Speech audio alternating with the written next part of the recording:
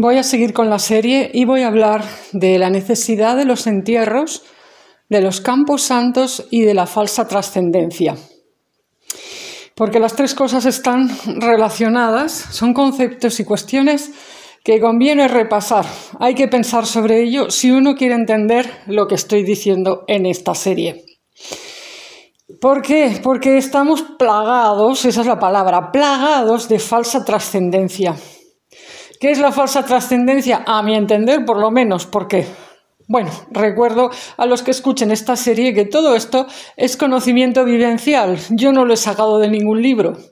No tengo citas que hacer, ni autores a los que aludir o decir, bueno, me lo enseñó fulanito, lo leí en el libro de Menganita. Todo esto es cosecha propia de cosas que he vivido o que he escuchado, digamos, traídas desde el plano espiritual por seres, entidades, guías X a lo largo de 21 años, ¿vale? Entonces, ¿qué es la falsa trascendencia? La falsa trascendencia dentro de mi campo de visión o de mi perspectiva, de mi cosmovisión o los datos que yo manejo, es este concepto de espiritualidad en el cual lo que le pase al cuerpo importa un comino.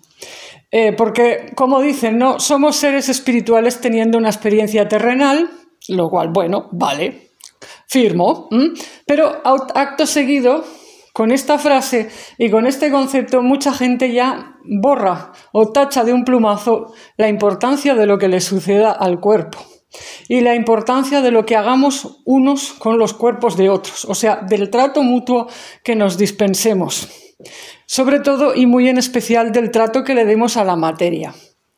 Bueno, como sabrán mis viejos seguidores, soy una pesada, ultra pesada con el tema de la importancia de la materia, a la que llamo santa materia. Para ir rompiendo ese concepto de la vil materia y de que todo el problema espiritual siempre viene de la carne, de estar encarnados, de la densidad, de no sé qué. Entonces, bueno, para la falsa trascendencia no tiene en absoluto ningún problema lo que le pase al cuerpo. Entonces, si te matan después de haberte torturado, si tiran tu cuerpo hecho trozos por ahí como si fuera basura y queda desperdigado y tus familiares jamás te encuentran, jamás pueden hacer una oración por ti ni nada, bueno, ¿qué importa? Si total el alma no muere, además total somos seres pasajeros y además total, bueno, el cuerpo sí va a morir de todos modos, ¿no? Entonces, para estos ideólogos de la falsa trascendencia, lo que tiene que hacer esa alma es, bueno, ya, supéralo, ¿no? Total, transita ya, pero ¿qué estás haciendo ahí apegada a tu cuerpo todavía? O sea, ¿por qué te duele todo eso que te ha pasado? ¿Por qué estás ahí como atorada, esperando que te encuentren o esperando que recen por ti? ¿O esperando qué? ¡Deja de esperar! Deja de esperar si total te has liberado. Te has liberado que total, en fin. Y si todavía estás atorada pues con las torturas que te hicieron, con lo que te dijeron o con lo que fuera, pues es que tienes un problema, que no eres suficientemente espiritual. Eso es la falsa trascendencia.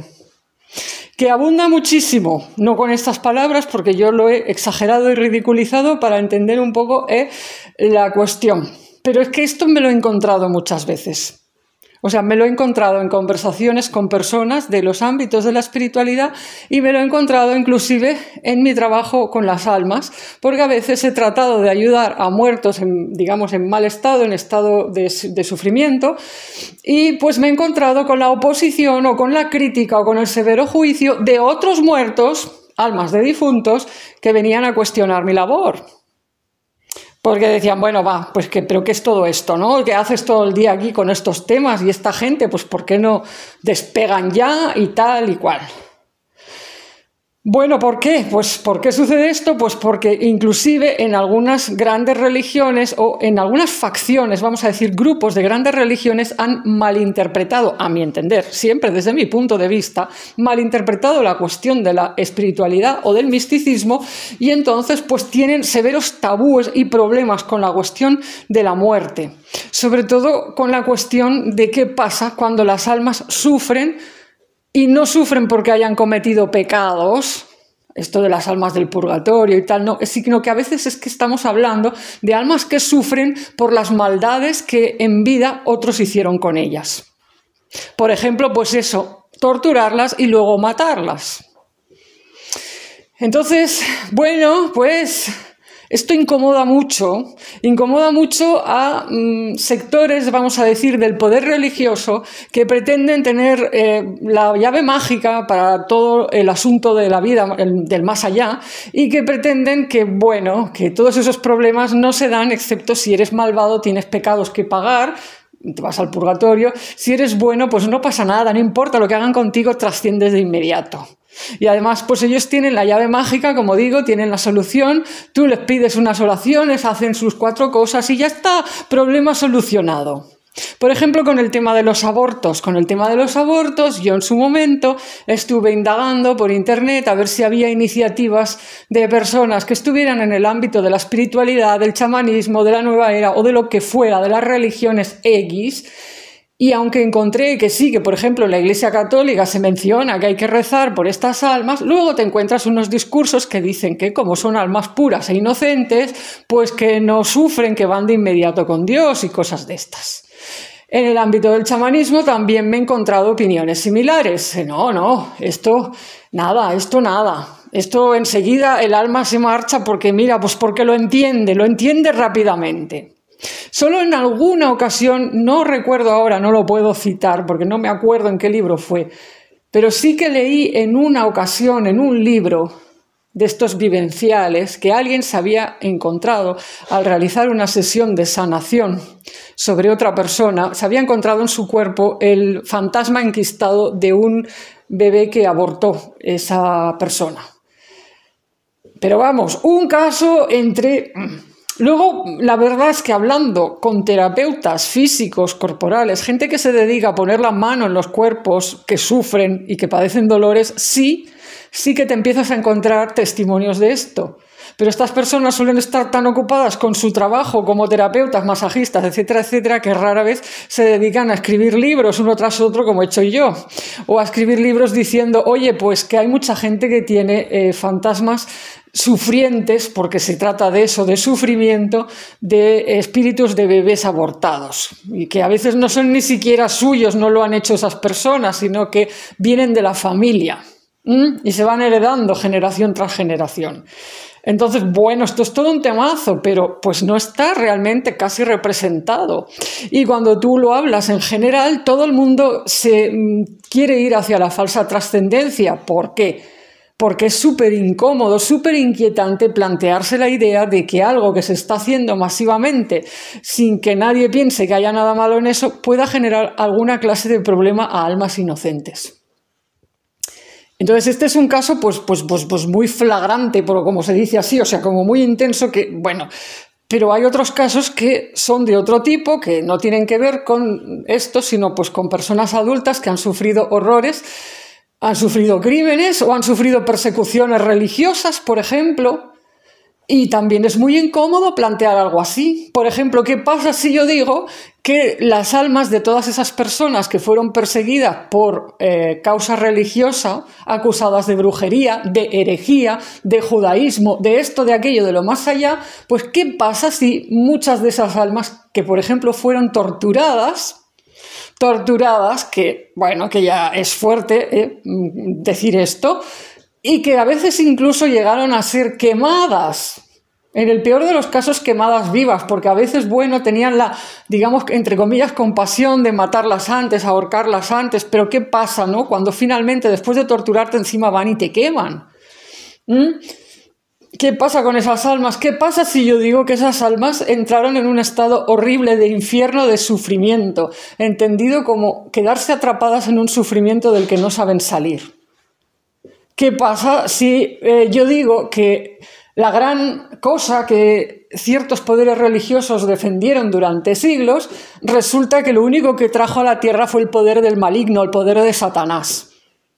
¿Por qué? Porque personas que estaban acusadas de hacer el mal no causaron ni remotamente la gran cantidad de mal que causaron aquellos que generaron esos infiernos y que crearon toda esa clase de aberraciones. O sea, porque el mal, ¿cómo se demuestra? El mal se demuestra en los actos. Muchas veces los actos de los que se acusaban a esas personas malignas ni siquiera fueron probados. Pero al margen de eso, incluso aunque tú hubieras podido probar, qué sé yo, que fulanita, la vecina aquella que vendía hierbas, además era bruja y de vez en cuando hizo un mal de ojo a no sé quién, o sea, ¿cómo se puede comparar ese mal con el mal de agarrar a esa mujer, torturarla, matarla o quemarla viva? O sea, ¿dónde está el mal más grande? O sea, es decir, existe un mal que está en la cabeza de la gente diciendo es que esta persona hace mal de ojo. Vale, puede ser que haga mal de ojo. Mira, puede ser. Puede ser, no lo sé. Primero habría que verlo. Pero igualmente no se puede comparar los efectos de un mal de ojo con torturar y matar, quemar vivas a las personas. Más cuando vemos que las estadísticas, por ejemplo, nos dicen que hubo miles y miles de personas que padecieron esa desgracia. No solo los acusados de brujería, los acusados, por ejemplo, de judaizar. Es que en España, bueno, por la Inquisición española murieron miles de judíos, por ejemplo, o de personas que ocultaban su religión judía. Luego, pues hubo muchísima persecución también contra los denominados herejes, que suelen quedar olvidados en todas estas revisiones que se hacen hoy. Pero ¿cuántos acusados de herejía no murieron también? Muchos de ellos también en el fuego. Y bueno, ya de lo último que me enteré, pero esto además porque me vinieron las almas, me las trajeron mis guías, pero el último grupo de estos de los que me llegaron, para que yo lo revisara y de algún modo tratara de acoger a esas almas y hablar de ellas para que fuera calando en la gente pues cuánta injusticia se había producido, pues fueron las almas de los leprosos. Bueno, pues porque la gente normalmente no lo sabe, pero hubo las épocas estas de la peste medieval y tal, hubo pues mucha búsqueda de a ver quién tenía la culpa. Como no había conocimiento científico, digamos, adecuado para saber que la peste la causaba pues un bacilo y las malas condiciones higiénicas, etcétera, etcétera, pues se buscaron chivos expiatorios. Y bueno, pues cayeron los de siempre, los judíos, la culpa será suya, y los leprosos. Se llegó a acusar a los leprosos de querer envenenar pozos y no sé qué, a causa del resentimiento. ¿Por qué? Porque los echaban de las ciudades. Cuando tú contraías la enfermedad de la lepra, te echaban fuera, vivías como un mendigo, bueno, tu vida se convertía en un infierno. Entonces, bueno, la mala conciencia que debía tener la gente, bueno, pues a lo mejor les hizo pensar, tienen que estar resentidos y rencorosos, entonces, bueno, igual se quieren vengar de nosotros, nos quieren exterminar y la culpa es de los leprosos. Entonces, bueno, supongo que sabéis lo horrible que era la enfermedad de la lepra, el dolor que causa. Bueno, pues ahora tenéis que saber que además de todo eso hubo persecución contra leprosos y muchos de ellos fueron quemados vivos, acusados de la maldad esta de que supuestamente causar la peste negra. Entonces, bueno, pues si alguien piensa con su falsa trascendencia que esto no deja huellas en el psiquismo colectivo, que esto no deja huellas en esas almas y que esto no deja huellas en el territorio, continente que llamamos Europa, pues está equivocado. Eso es lo que yo vengo a decir. Soy un aguafiestas. Eso también se tiene que saber. Soy un aguafiestas casi que profesional. Porque todo esto de dedicarte a escuchar lo que nadie escucha o a escuchar muertos, pues es lo que tiene.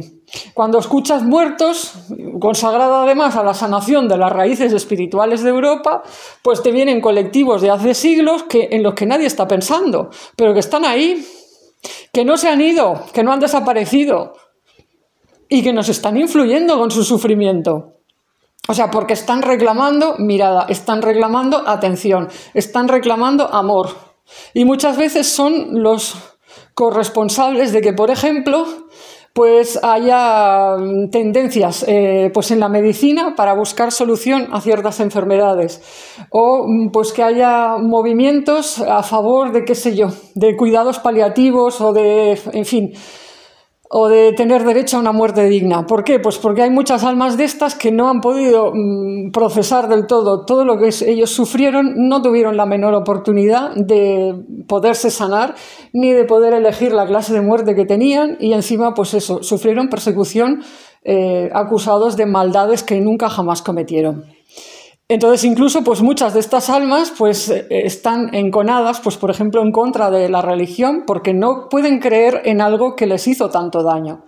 Y entonces, pues todo esto genera una masa psíquica de influencia en contra de la religión. Yo, por ejemplo, me llegué a encontrar con almas de torturados y asesinados por persecución religiosa, por causa de la Inquisición, por ejemplo, ¿Qué pasaba cuando estos espíritus de seres torturados estaban al lado o con una persona? ¿Qué pasaba con esa persona que no podía soportar estar en una iglesia o la imagen de los crucifijos? Se le revolvían las tripas, le daban ganas de vomitar. Pero no era porque tuviera demonios en el aura, en este caso, ni cosas de esas, no era porque estuviera poseída por el mal. Es decir, no en ese sentido. Lo que le pasaba es que la visión de lo que llamamos sagrado en suelo europeo le estaba revolviendo el viejo trauma y que no lo podía soportar. Porque, claro, pues imagínate que te torturan y te matan con un crucifijo delante de los ojos. ¿Qué es lo que están sellando en tu aura? ¿Qué es lo que están sellando en ti? Están sellando la memoria de que esa cruz está asociada con la maldad más absoluta, porque te están haciendo un daño horrible y encima tratando de convencerte de que tú pues eras el mal, de que tú estabas trayendo el mal a la tierra. Incluso algunas almas pobres, desgraciadas de ellas, se lo llegaron a creer. Porque cuando te ves en una situación tan vulnerable y con la tortura como método, muchas veces claudicas. Asumes que eres ignorante y que algo muy horrible has debido hacer para que te traten así. Pues porque has asumido pues, que los que tienen la autoridad religiosa para juzgarte son esos que van, representando a tal o cual religión. Que hay que añadir además que no es una única religión la que ha perseguido acusando a la gente de esta manera, pero pues lo digo así sin dar nombres pues para dejarlo lo más abstracto posible. Entonces, he hecho un repaso así súper rápido por algunos infiernos con los que me he encontrado. Infiernos no en el sentido cristiano del término, no en el sentido de lugares de castigo por el mal, sino infiernos en mi sentido, en el sentido de ese sufrimiento que es como un bucle vicioso del que no sabes salir, no sabes cómo liberarte de eso y que realmente necesitas la ayuda externa. Alguien te tiene que tender una mano para poder salir de ahí. Entonces, esos infiernos son los que se encuentran algunas almas que son de mi tipo, a las que Dios envía a la tierra diciendo o esperando, que por lo menos alguna alma de estas podamos liberar. Pero claro, pues para meterte en estos pantanales, pues realmente hay que tener mucho hígado y mucha preparación y a veces pues ni siquiera, porque si te dijeran de antemano en qué líos y en qué cosas tan horribles te vas a meter, pues a lo mejor te daría mucho miedo y estarías huyendo. Entonces a veces Dios lo que hace es como cazarte, o sea, te pilla de sorpresa para ponerte encima del tema, impactarte y que antes de que te des cuenta ya estés entendiendo que a pesar de que todo eso es horroroso y espeluznante y que hubieras preferido no verlo, pues a pesar de todo no vas a poder decir que no cuando te pidan que ayudes a una de esas almas. ¿Por qué? Porque has visto el horror, has visto el sufrimiento y no te has podido quedar igual. Y no te has podido quedar igual porque no eres una persona de esas de la falsa trascendencia. O sea, de decir, pues que espabilen esas almas, que no sufran, que es culpa suya. Si sufres es porque quieres.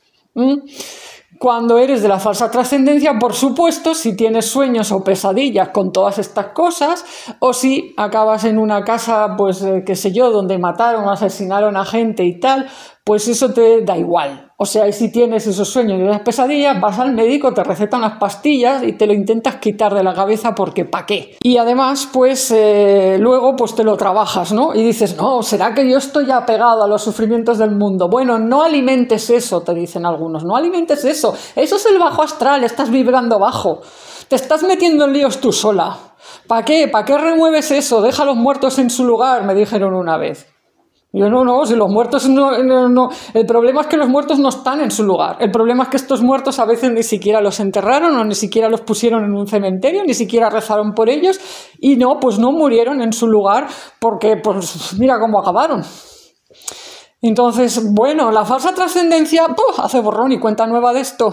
La falsa trascendencia, ¿a qué te empuja? A esto de la elevación, la espiritualidad esta de subir niveles, como si esto fuera, qué sé yo, una carrera de obstáculos y todo lo que te encuentras en tu camino son obstáculos y no tienes que mirar nada y si alguien, un alma te está tendiendo una mano para decirte, oye, mira, me pasó esto y tal, no, tú no mires, no hagas caso, tú sigue para adelante, que Dios es otra cosa y que toda la espiritualidad aquí en que consiste en salir volando cuanto antes, elevarse, subir al cielo. Y pues todo eso de los muertos es lastre, lastre, lastre, buf, quita pesos.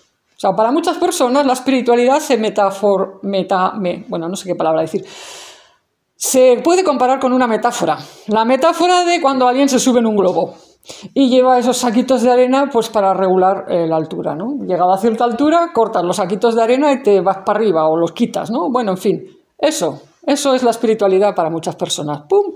Cuanto antes subamos, mejor. Quitamos los pies de este mundo, que aquí está el mal, el infierno, el ruido y todo lo que queremos es volar hacia arriba, que es que allí es donde está la verdadera vida. Bueno, eso para mí es falsa trascendencia. Eso es para mí la falsa trascendencia. Mis guías que dicen, no, que ¿cómo vas a soltar a esas almas? Sí, claro que pesan, claro que están, digamos, volviendo lento tu proceso, pero ni se te ocurra soltar a una de esas, pero ¿cómo las vas a soltar? O sea, que vas a dejar que se estrellen contra el suelo después de que te han visto y... No. O sea, además tú, vale, vas a llegar al cielo algún día, no te preocupes, ¿eh? Tú también vas en ese trayecto. Pero Dios está esperando que vengas con la nave llena de almas. O sea, esto es misión tierra, vamos a rescatar almas. Entonces tú no, ¿qué es esto de esta velocidad y de andar soltando lastre y de andar dejando a la gente, o sea, las almas de los difuntos tiradas así como así?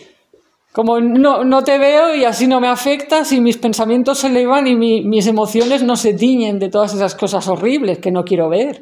Yo quiero llegar a Dios cuanto antes, ¿no? Pero ¿qué cara te va a poner Dios cuando llegues ante su trono? Te va a decir, bueno, ¿y dónde están las 300 almas que tenían que venir contigo? ¿Qué has hecho con ellas, alma de Dios?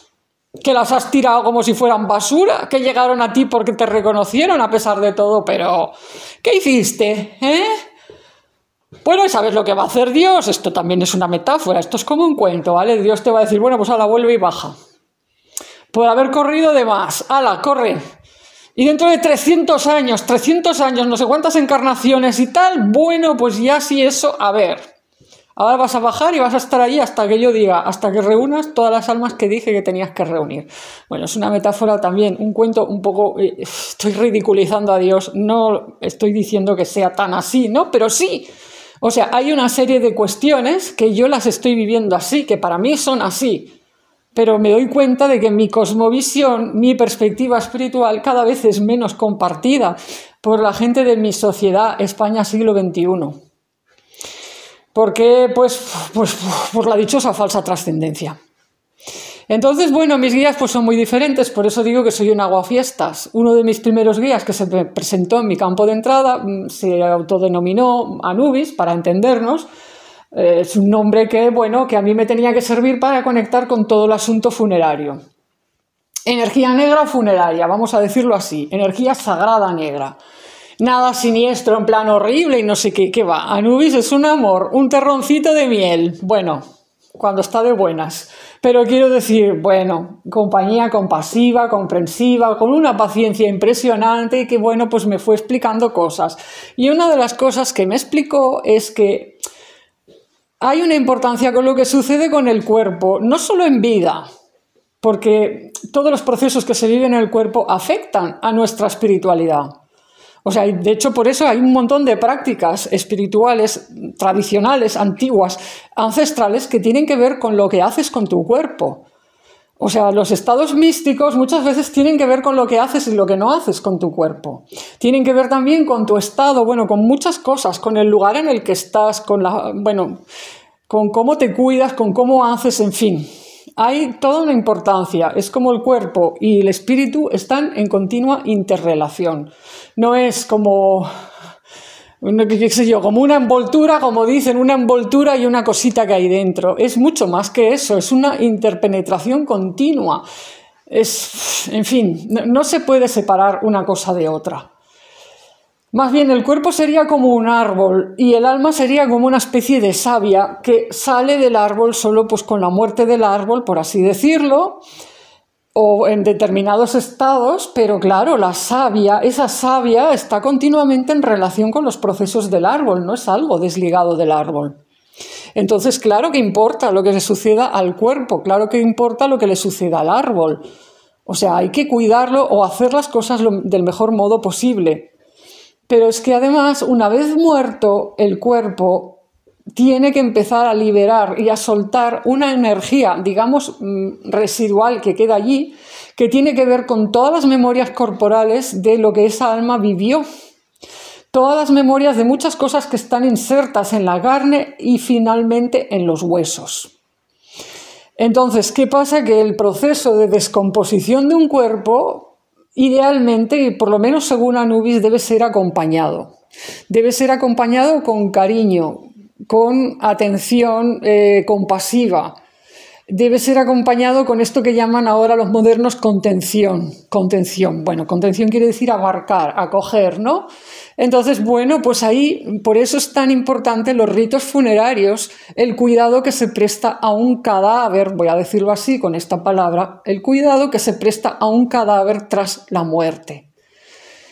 Entonces, cada cultura ha desarrollado los diversos ritos funerarios y, bueno, cada cultura ha vivido esto de alguna manera, pero hay algo universal y es que en todas las culturas religiosas, en todas las tradiciones nativas y en todas las religiones ha sido importante dar un trato respetuoso y unido a la religiosidad a los cadáveres.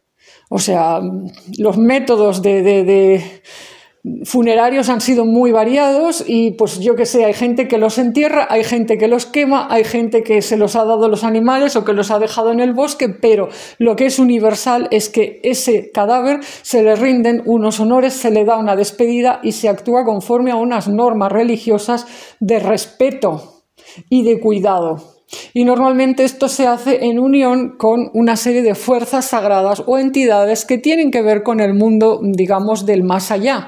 El mundo de los cuidados funerarios, el mundo de la muerte, el mundo del cementerio o lo que queramos pensar. Siempre esto está en todas partes, en todas las culturas.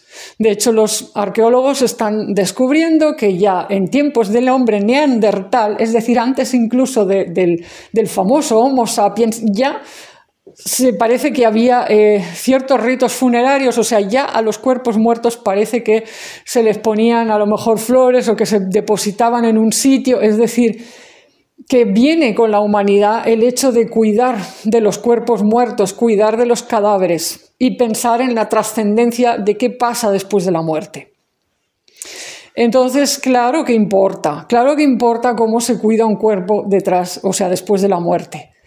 El cuerpo importa, pero es que el alma que se ha, digamos, despegado del cuerpo con la muerte necesita normalmente ayuda para procesar lo que quedó atrás en su cuerpo, para ir recuperando, por así decirlo, la energía residual de memorias y de toda clase de cosas que quedaron con su cuerpo. Entonces Anubis me dijo que claro, que idealmente pues eso, los cuerpos debían ser enterrados. Desde su punto de vista, que entiendo que esto pueda ser polémico o puede haber discrepancia desde otras perspectivas, pero desde el punto de vista que Anubis me mostró, lo mejor era siempre enterrar o dejar que la descomposición de los cuerpos surgiera de manera natural. Es decir, progresivamente, sin prisa. La cremación, bueno, Anubis me dijo, bueno, esto para gente que está en un nivel muy elevado de santidad o de ya mucha trascendencia, mucha consciencia, bueno, pueden sobrellevar bien la velocidad con la que el cuerpo desaparece. Pero pues no todas las almas pueden seguir ese ritmo y entonces esto puede a veces generar pues como un desbalance, ¿no? Porque se libera mucha energía de golpe del cuerpo. Y a veces, bueno, pues las almas, pues bueno, esa era su perspectiva. O sea, desde su perspectiva era mejor siempre lo que es enterrar o dejar que el cuerpo se deshaga. De hecho, desde la perspectiva de Anubis, no hay nada de malo con la corrupción y la podredumbre. Para él no son cosas, digamos, asociadas con el mal, las pelis de terror o lo que pasa cuando algo va mal, sino al revés. Es un modo en el que se le devuelve además a la tierra del mejor modo posible. Además, la materia que ella prestó para que tuviéramos cuerpo. Es decir, una descomposición natural y adecuada, con un enterramiento natural y con todo natural, es un modo generoso y agradecido no solo para el cuerpo que muere, sino para la tierra. porque le devuelve pues la materia, que además ella pues ya sabemos que la Tierra aprovecha maravillosamente bien todos los resultados de la podredumbre natural. Sin químicos raros, sin tóxicos raros, lógicamente, claro, hay un montón de problemas asociados cuando se trata los cadáveres o los cuerpos muertos con sustancias que la Tierra no puede manejar bien.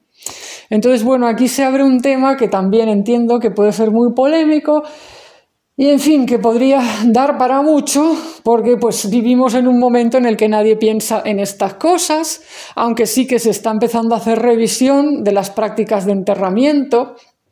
Hay mucha gente que empieza a pensar en ello y en si es ecológico o no es ecológico. Hay iniciativas muy interesantes para devolver los cuerpos a la tierra envueltos en material degradable, con semillas de plantas. Bueno, pero igualmente esto todavía son cosas minoritarias a las que no tiene acceso la mayor parte de la población.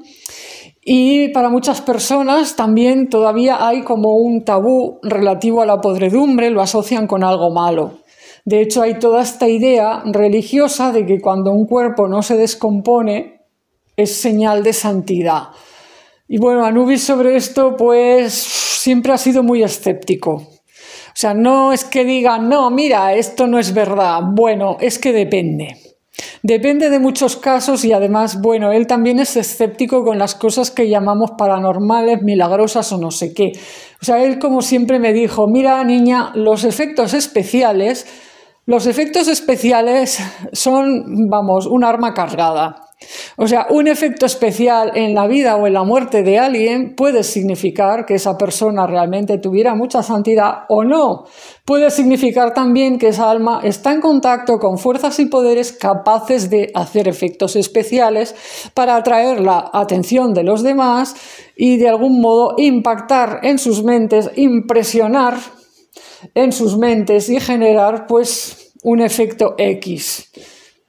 O sea, para ejercer el poder sobre las masas se necesitan a veces efectos especiales o se utilizan efectos especiales por parte de determinados poderes. Así que lo que llamamos milagros, bueno, desde el punto de vista de Anubis, que es el más forense y el más detective de todos mis guías, y es parecido ya a un viejo de estos escéptico que ha visto de tanto en su vida que bueno, pues lo que llamamos milagros, él los mira con lupa, analizándolos de uno en uno, y la mitad de ellos los descarta como vulgares efectos especiales destinados a atraer la atención de las masas y a generar o bien moda, o bien, bueno, a reforzar el poder de X autoridades o X poderes en determinada parte del mundo o de las estructuras, digamos que las estructuras de poder que están gobernando las mentes. Porque a veces pues dicen, ay, necesitamos un milagro aquí para que esta gente piense esto o haga esto, y pum, toma milagro. Lo hacen. O sea, hay poderes que pueden hacer esto. ¿Cómo se distinguen unos milagros de otros? ¿Cómo se distingue? Pues que, por ejemplo, un cuerpo incorrupto realmente viene de santidad y que realmente Dios está permitiendo eso para que la gente pues reciba un beneficio. Bueno, pues por los frutos, ¿no? Se dice, por sus frutos lo conoceréis. Esto solo se puede juzgar a largo plazo y se tiene que mirar el bien que pueda producir a las almas, el bien espiritual. Para Anubis, así como para algunos otros de mis guías, casi que el tabú es el milagro en sí. A mí siempre me han dicho, no busques milagros. ¿Por qué? Pues eso, porque son un arma cargada, nunca sabes. O sea, es muy difícil que la gente discierna cuando le sucede un hecho que considera milagroso, porque la tendencia es que eso te impacte tanto que tiendas a pensar ya que, bueno, si no piensas que viene de Dios, quieres pensar que viene de Dios, porque en general cuando vemos un milagro o cuando somos testigos de un milagro, sabéis lo que nos sucede. Que como tenemos todos esa parte infantil que ha soñado con que suceda la magia y con tener poderes o superpoderes, pues todos queremos estar del lado del milagro, todos queremos que eso tenga que ver con nosotros, todos queremos estar con esa fuerza o ese poder que ha producido ese milagro. Entonces es muy fácil que sin darnos cuenta abandonemos el discernimiento. O sea, perdemos el norte, porque el milagro nos deslumbra.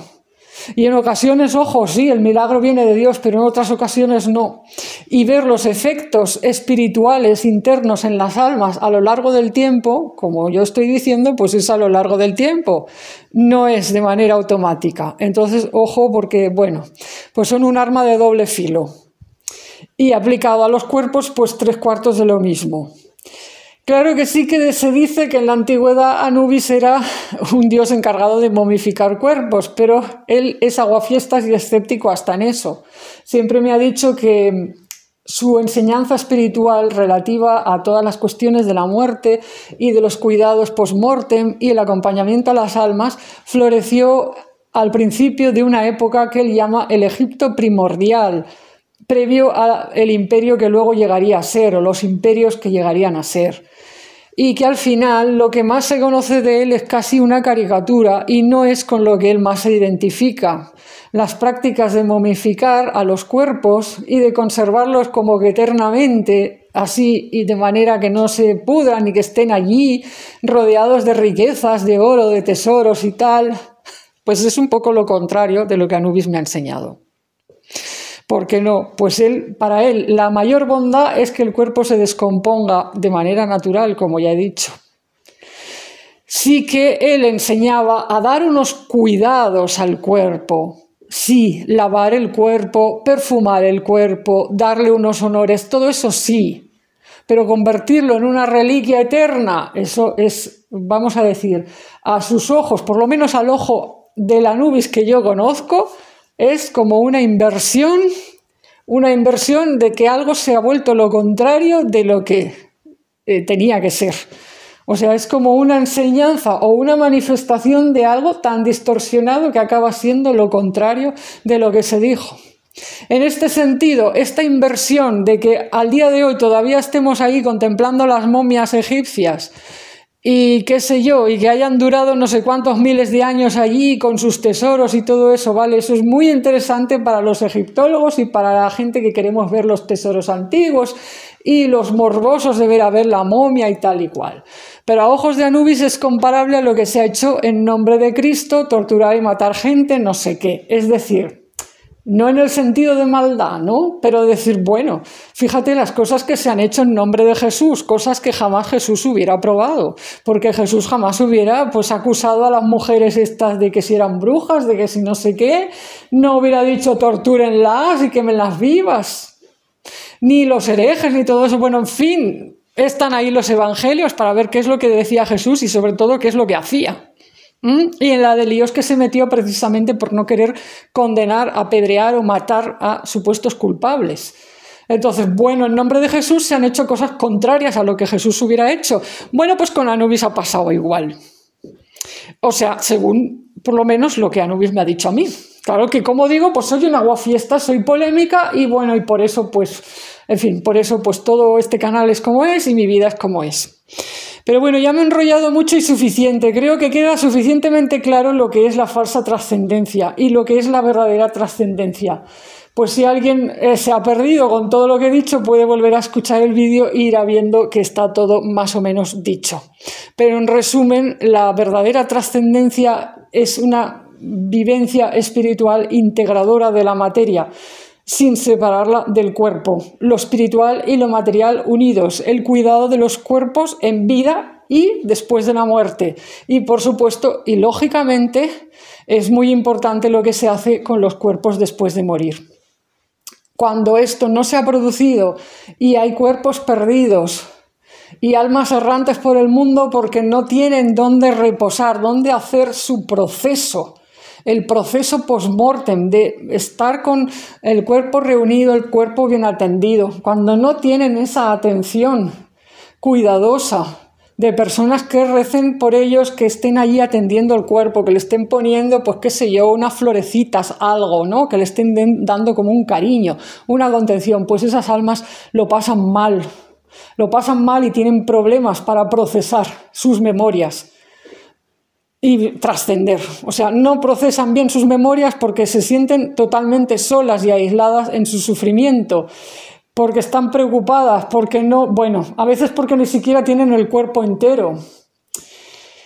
Y entonces pues tienen un trozo aquí, un trozo allá, bueno, en fin. Entonces todo esto pues desde la cosmovisión de mis guías es lo que se trata de remediar haciendo esos entierros que a mí se me enseñó a hacer. Es decir, puedes hacer un rito en el que llames de algún modo, acojas el alma, los trozos de, digamos, de la energía física residual de ese cuerpo, el alma, digamos, más física, más corporal.